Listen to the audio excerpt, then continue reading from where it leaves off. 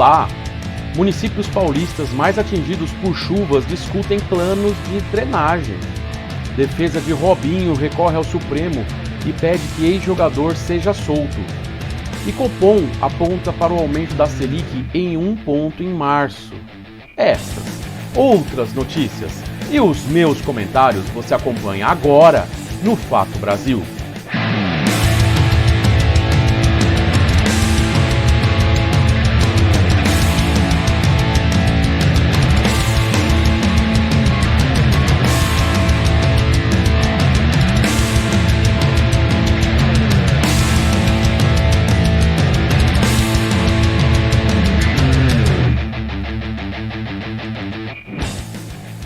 E estamos começando mais um Fato Brasil aqui na WTV. Obrigado pelo carinho da sua audiência e muito obrigado pela sua devolutiva ontem. Devolutiva aqui, coisa feia, palavra feia. Obrigado pelos seus comentários, pela audiência de ontem. Eu recebi vários elogios sobre a mudança gradual do nosso formato e com a nossa posição ainda mais independente do que éramos antes, né? Então, obrigado pelo carinho da sua audiência e a gente vai continuar nessa mesma levada, né? Em breve aí o cenário de volta, aquele cenário maior, né? Estamos trabalhando aí para muitas mudanças e melhorias aqui na WTV. Estamos sempre trabalhando constantemente, mas esse ano a gente tem muita coisa boa aí, né? Bom, você pode entrar em contato com a gente, mandar seu comentário, compartilhar também o vídeo se você estiver assistindo, quer compartilhar através das redes sociais. E as nossas são essas que estão aí. Facebook, o Instagram, o Blue Sky, o X, que é o antigo Twitter, os Threads, o TikTok e o Quai, seu app de vídeos curtos, né?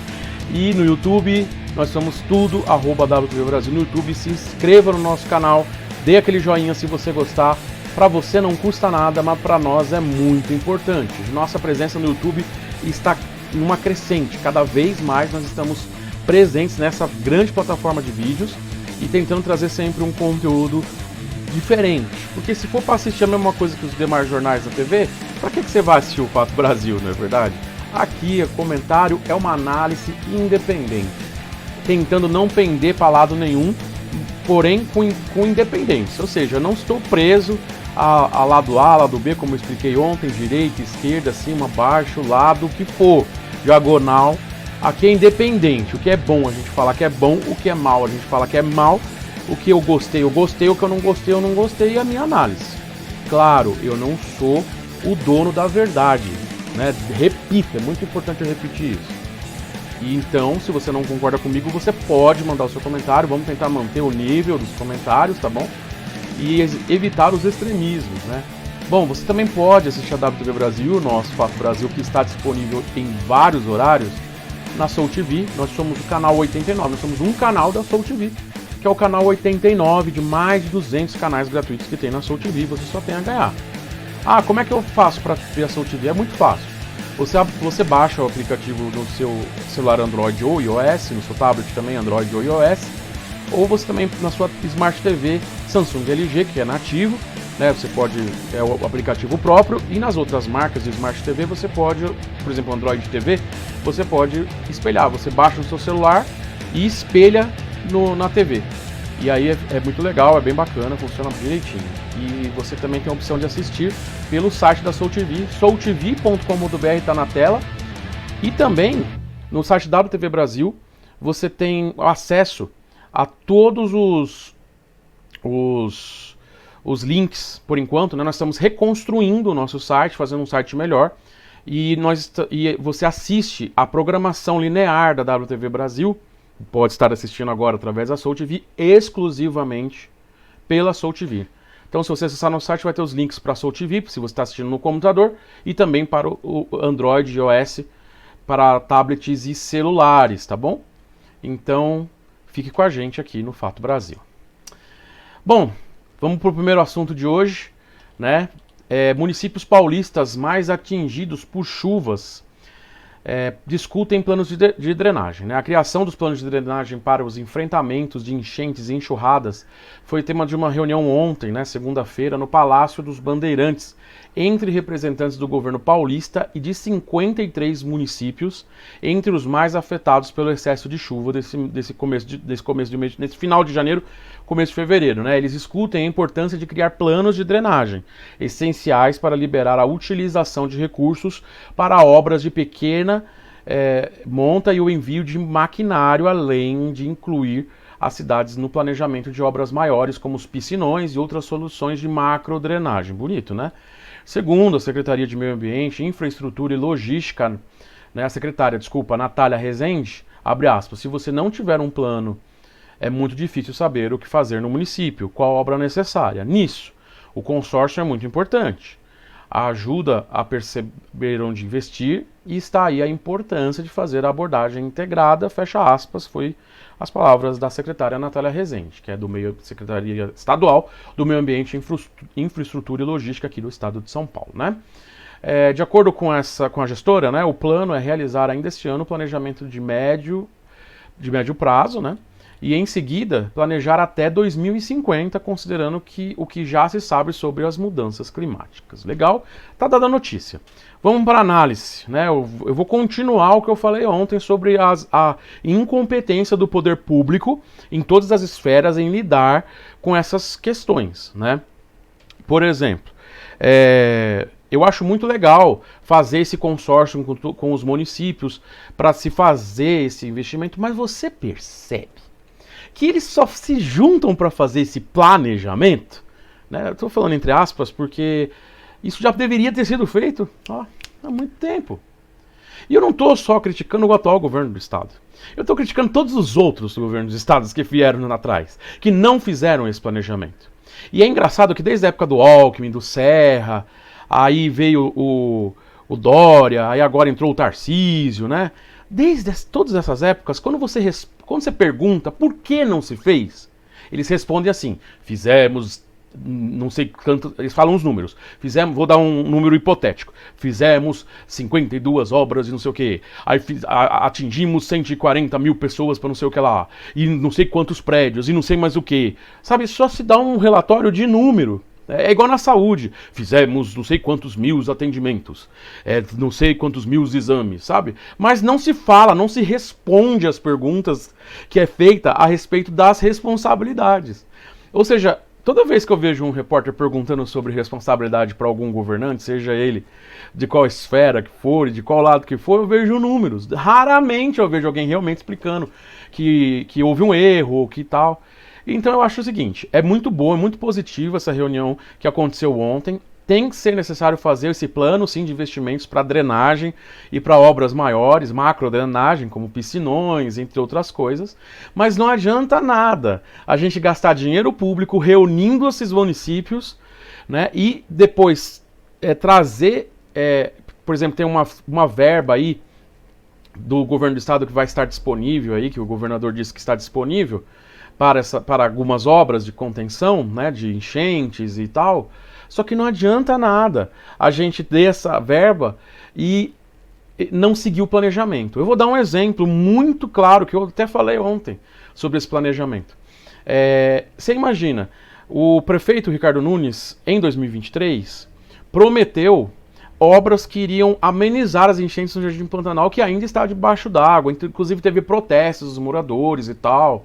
Né? E toda vez que os moradores ou qualquer classe social se mobiliza para fazer protesto, infelizmente, os governos olham como baderna, olham como gente que não tem o que fazer. Só que, e o problema? Entendeu? O protesto ele é algo da democracia, sim.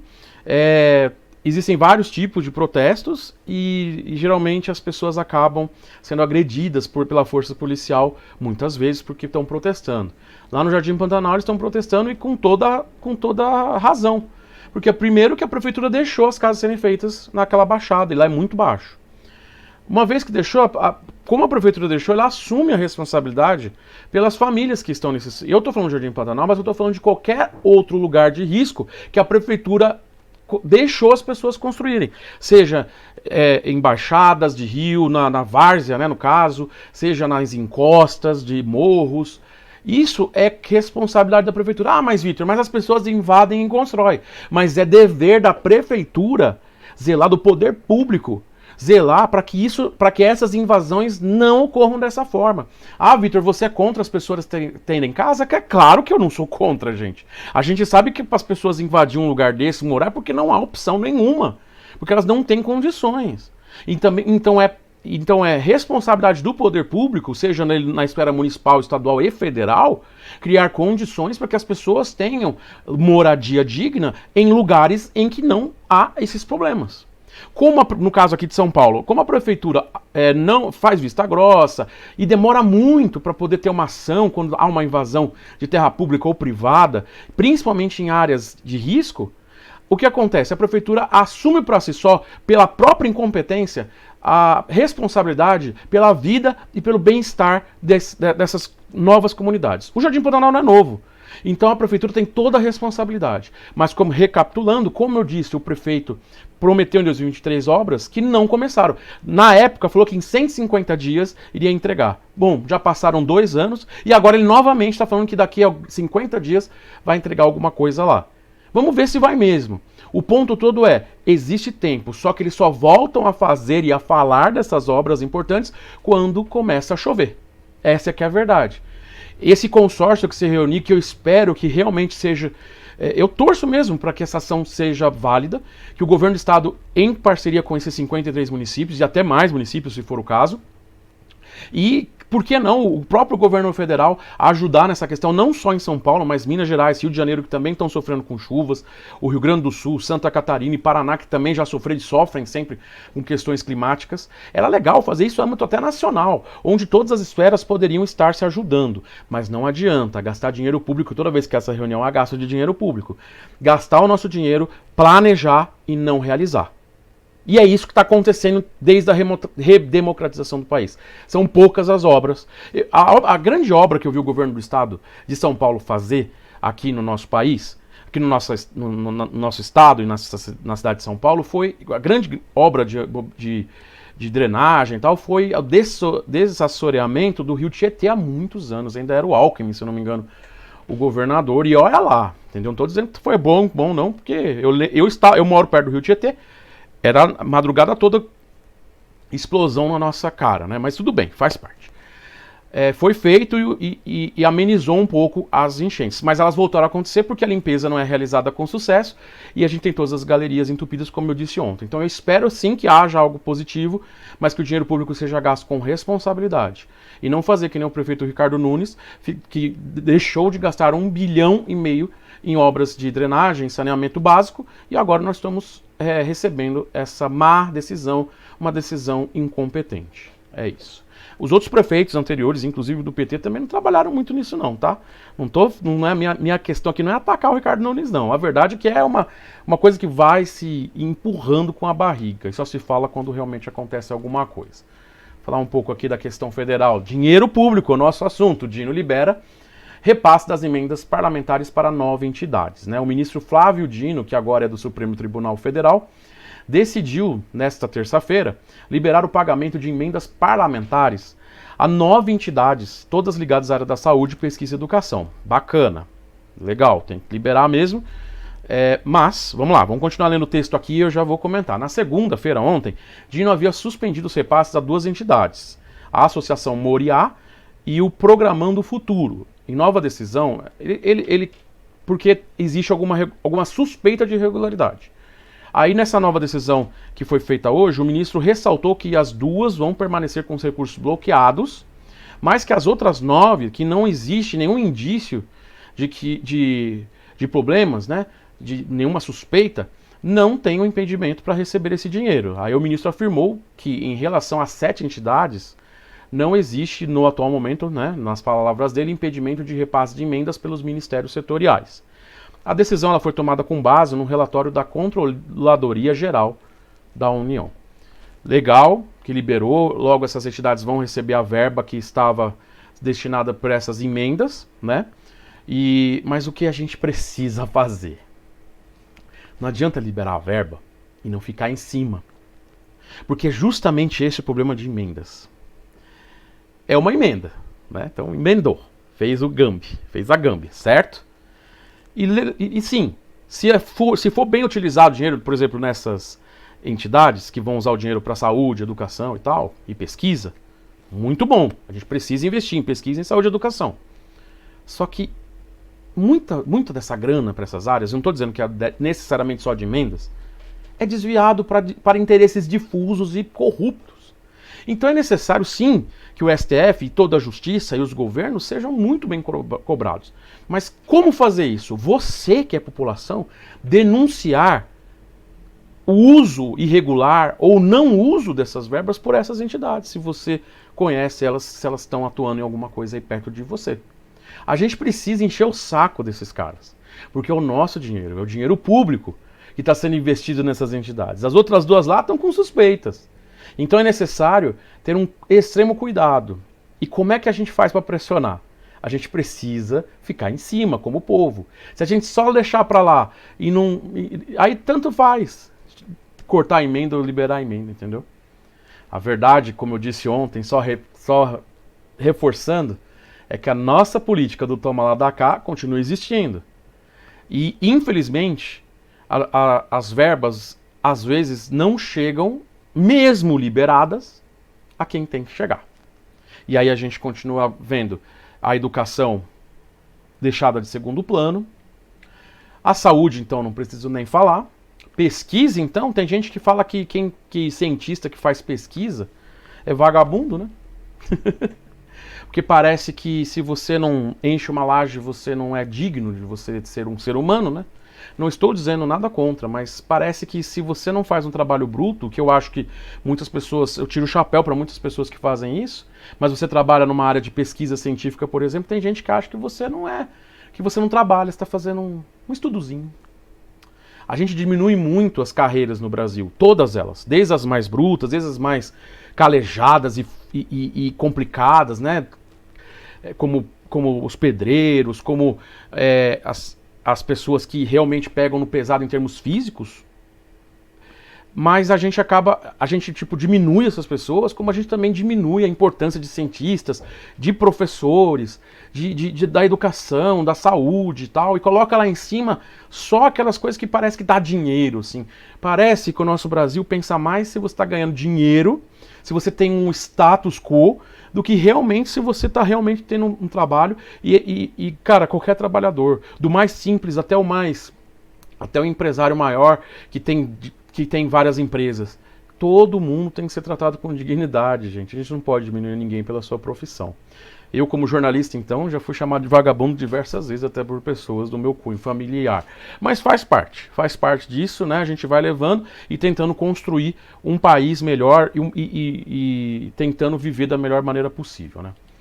E agora um tema polêmico, a defesa do ex-jogador de futebol, Robinho, recorreu ao STF, né, o Supremo Tribunal Federal, para que ele seja solto da prisão em São Paulo, onde cumpre pena pelo crime de estupro ao qual foi condenado na Itália e reconhecida a condenação pela justiça brasileira. Robinho foi condenado a 9 anos de prisão na Itália pelo envolvimento no estupro coletivo de uma mulher ocorrendo dentro de uma boate em Milão em 2013.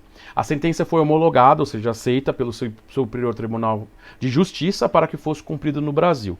O Supremo já confirmou essa homologação da sentença e o ex-jogador foi preso em março do ano passado, onde ele cumpre pena na penitenciária 2 do Complexo do Tremembé, no interior paulista, né? Aí nesse recurso que foi apresentado ontem, né, na segunda-feira, o advogado José Eduardo Alckmin, que não sei se tem alguma ligação com o nosso ex-governador aqui, atual vice-presidente, mas tem o nome Alckmin também, argumenta que houve omissão dos ministros do Supremo ao julgar um habeas corpus contra Robinho. Por esse motivo, né, deve ser suspenso o cumprimento da pena do ex-jogador. Ou seja, como houve uma omissão para julgar o tal do habeas corpus, o estuprador, que já é condenado, porque é condenado pela justiça italiana e homologado pela justiça brasileira, então a gente já não tem que chamar de suspeito por estupro, ele já é condenado pelo crime de estupro coletivo, né? Eles falam que ele tem que sair. Aí o principal governo da defesa é que o plenário do Supremo não enfrentou o que o que seria uma controvérsia em torno da aplicação da lei da imigração, a lei 13.445 de 2017, no caso do Robinho. Ou seja, vamos ignorar o que ele fez, né? É porque não teve um negócio na lei da imigração, ele vai ter que ser solto. Agora imagina se fosse você respondendo por qualquer tipo de crime, uma pessoa sem... Porque o Robinho, né? Por isso que ele tem essa pleitada de sair sozinho, de sair, de responder. Gente, não estou dizendo que... Agora imagine se fosse uma pessoa sem condições. Será que ele ia ser solto? Para responder a liberdade? Crimes como esse, na minha opinião, não tinha que ter esse tipo de situação. Ah, teve um erro na controvérsia aí da lei da imigração. Tudo bem, resolve, mas com o cara preso. Porque o cara participou de um estupro. Eu ia falar estrupo, né? É estupro, né? E, gente, soltar uma pessoa dessa, pode ser o Robinho, pode ser qualquer outro estuprador, é um risco à sociedade.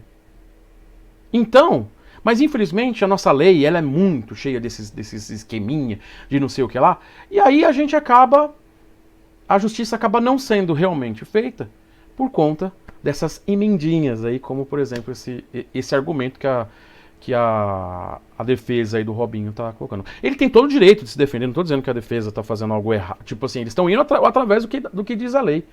Mas, gente, é um absurdo, né? É um absurdo, de repente, soltar um cara por causa de uma questão uma questão, assim, pode ser até controversa, mas o fato é que ele está condenado, gente. Pelo amor de Deus. Ai.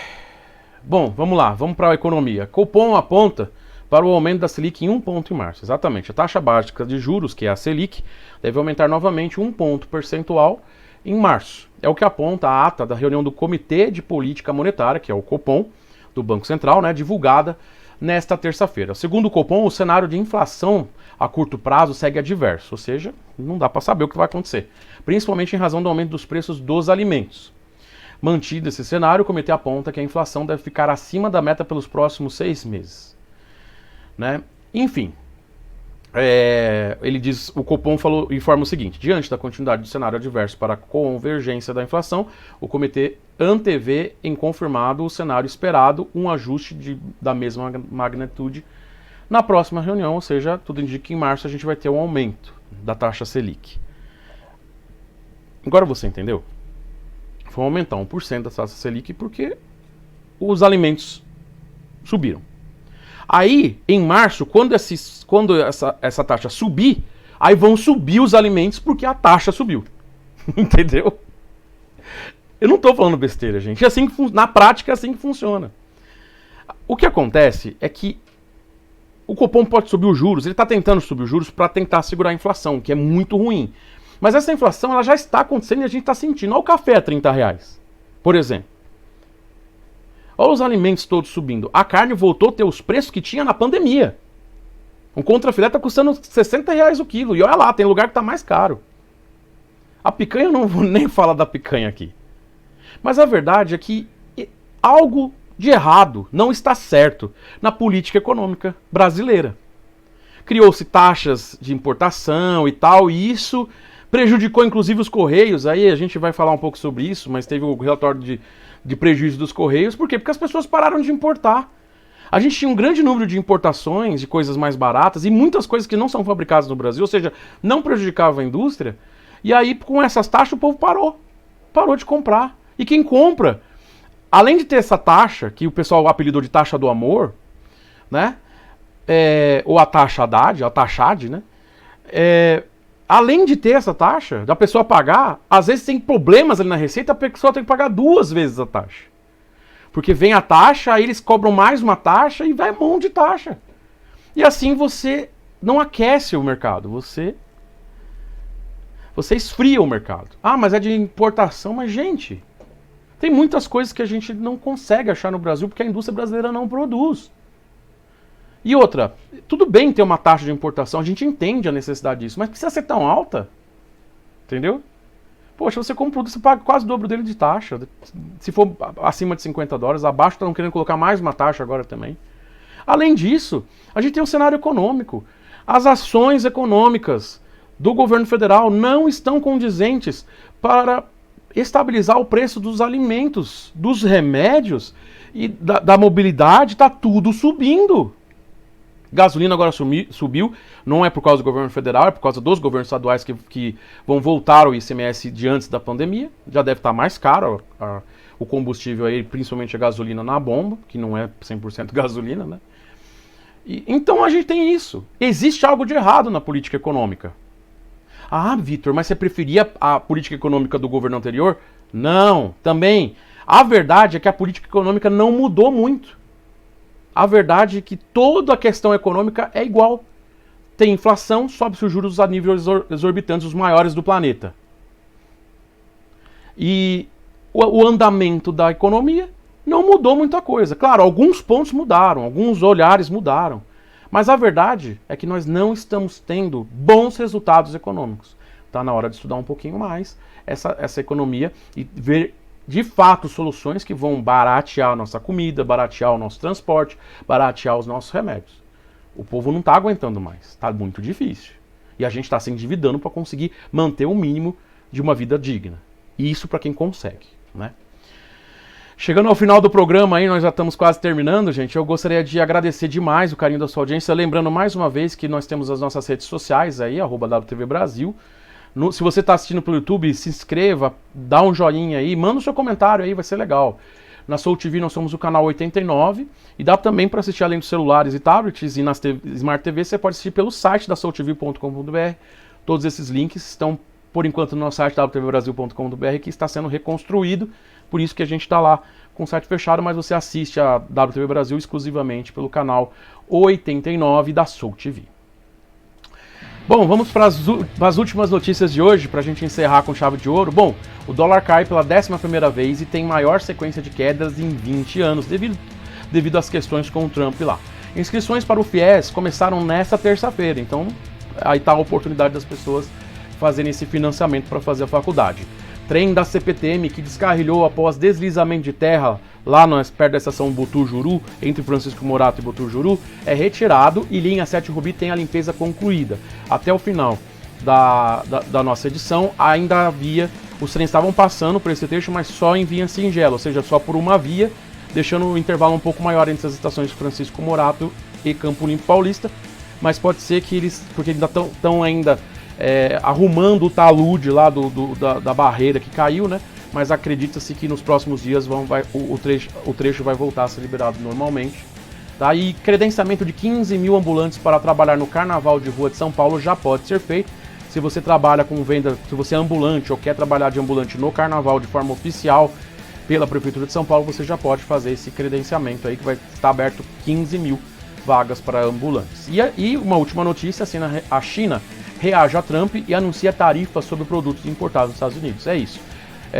Tomou, levou. É isso. Bateu, levou. É isso aí que acontece. E eu vou ficando por aqui. Muito obrigado pelo carinho da sua audiência. Eu volto amanhã com mais notícias e mais análise e comentários do Fato Brasil. Tchau, pessoal, e até amanhã.